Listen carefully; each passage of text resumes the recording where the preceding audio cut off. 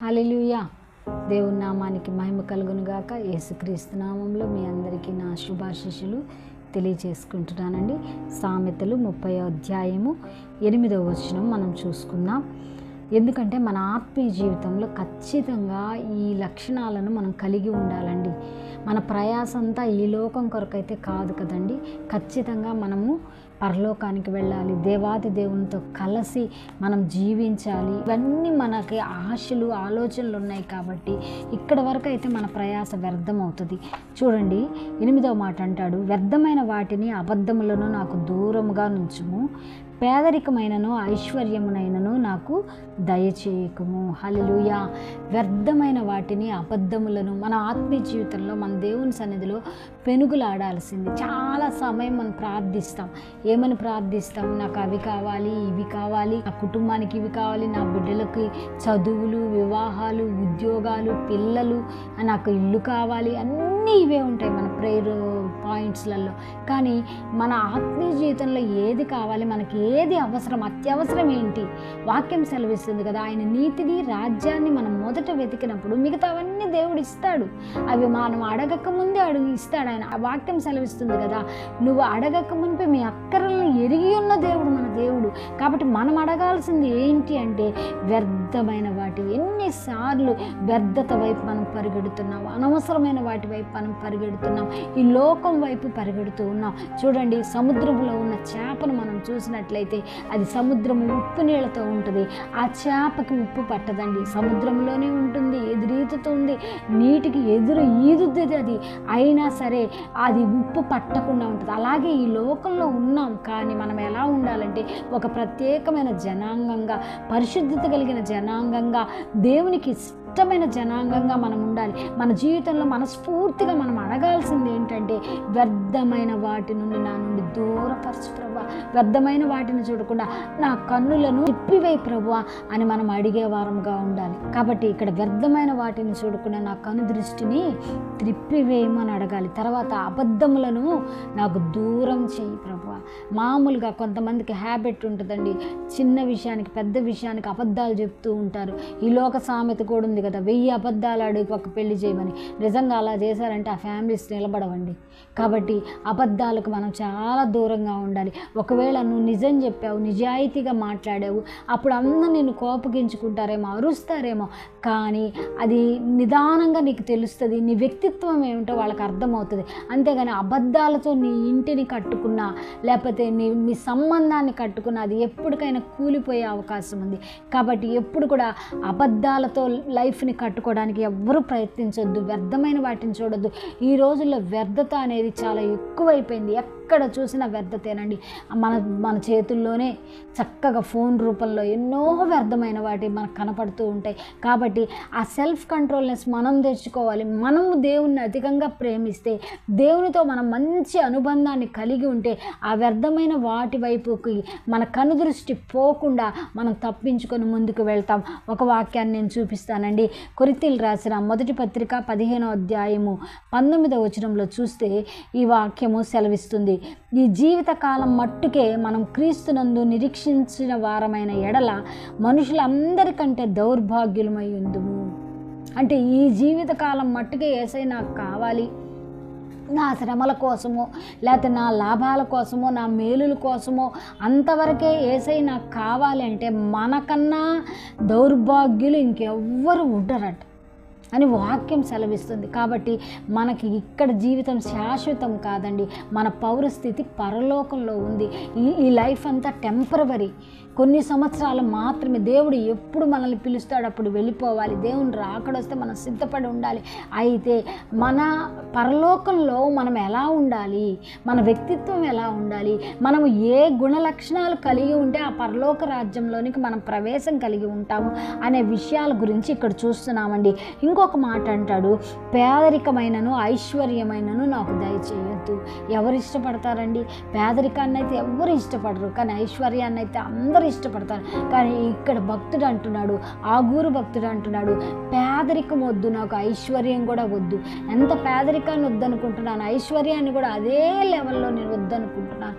ఎందుకు అంటే దీనికి రీజన్ ఇస్తున్నాడు. తగినంత ఆహారము నాకు అనుగ్రహించుము, మా అనుదిన ఆహారం నేడు నాకు దయచేయము. ఏనాటికి ఈడు ఆ నాటికి చాలు అని ఉంది.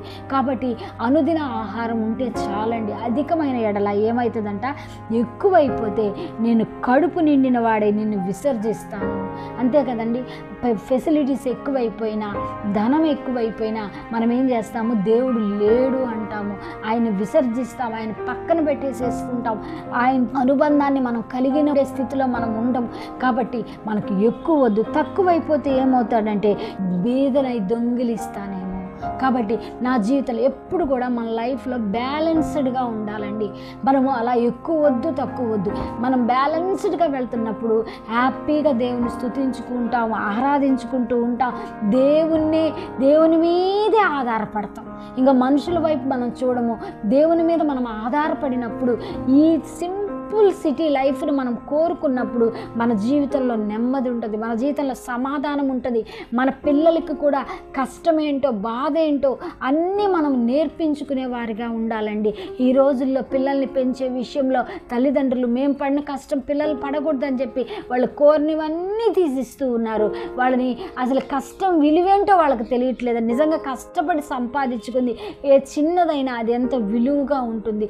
దయచేసి ప్రియులారా, మనం అడగాల్సింది ఏంటంటే మన ఆత్మీయ జీవితంలో వ్యర్థమైన వాటిని నాకు దూరపరచు ప్రభువా, అబద్ధములు నాకు దూరపరచు ప్రభా, పేదరికం నాకు వద్దు ప్రభా, ఐశ్వర్యం నాకు వద్దు ప్రభా. ఐశ్వర్యం ఎక్కువైపోతే దేవుడు ఎక్కడా అని అంటానేమో, లేకపోతే పేదవాడిని అయిపోతే దొంగ బుద్ధి కలుగుతుందేమో. కాబట్టి మన జీవితంలో ఇవేవి, ఈ 4 లక్షణాలు మనలో లేకుండా మనం చూసుకుందాం. పైగా ఈ లోకం వరకే క్రీస్తుని వెంబడిస్తే మనకంటే దౌర్భాగ్యులు లేరని వాక్యం స్పష్టంగా చెప్తుంది. కాబట్టి మన జీవితంలో ఇంకా వ్యర్థత వైపు పరిగెడుతూ ఉంటే, ఇంకా వ్యర్థతను అనుసరిస్తూ ఉంటే ఆ స్థితులన్నిటిలో నుండి మనం బయటికి వద్దాం. మనం ప్రార్థన చేసుకుందామండి. ఇంకా ఎవరు ఈ లోకం అనే ఆ జీవనోపాధిలో చిక్కుబడిపోయి ఉన్నారో వాటన్నిటి నుండి విడుదల పొందుకొని దేవుని వైపు చూద్దాం. ఎందుకంటే ప్రియులారా, దేవుని రాకడ చాలా సమీపంగా ఉంది. మీరు యుద్ధాల గురించి, యుద్ధ సమాచారాల గురించి, ప్రేమ చల్లారిపోయిన స్థితి, ఎంత భయంకరమైన స్థితి. నిన్న చూశాను, సముద్రము ఒక 10 అడుగులు వెనక్కిపోయిందంటండి. మరి సునామీలు మనం చూస్తున్నాం, యుద్ధాలు చూస్తున్నాం, 3వ ప్రపంచ యుద్ధాలకు దారితీస్తూ ఉన్నాయి.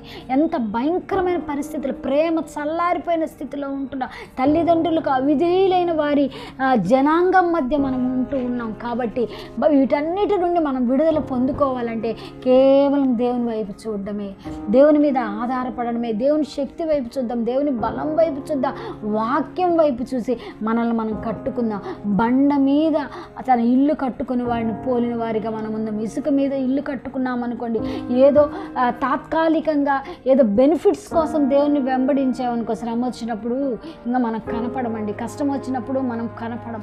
కాబట్టి దయచేసి మన వేరును లోతుగా నాటుకుందాం, మన వలని లోతుగా వేసుకుందాం, దేవునిలో అంటుకట్టుబడి ఉందాం, దేవునితో వేరుపారే అనుభవంలో మనం ఉందాం, దేవుని వైపు చూద్దాం, దేవుని శక్తిని బలాన్ని పొందుకుందాం. ప్రియులారా, మరి నాతో కలిసి ప్రార్థన చేస్తారా?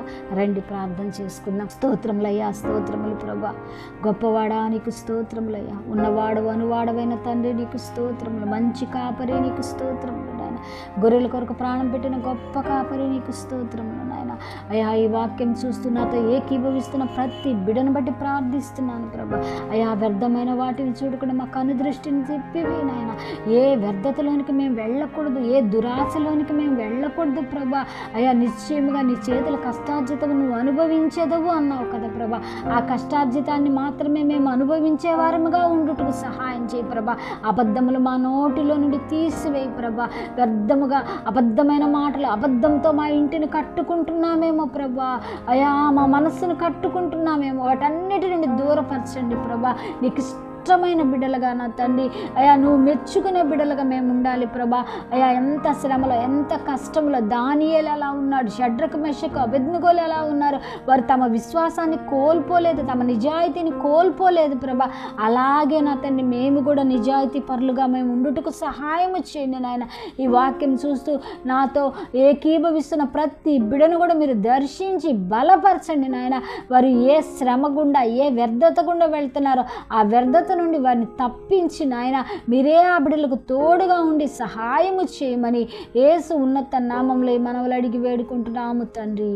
ఆమేన్ amen. Praise the Lord. God bless you.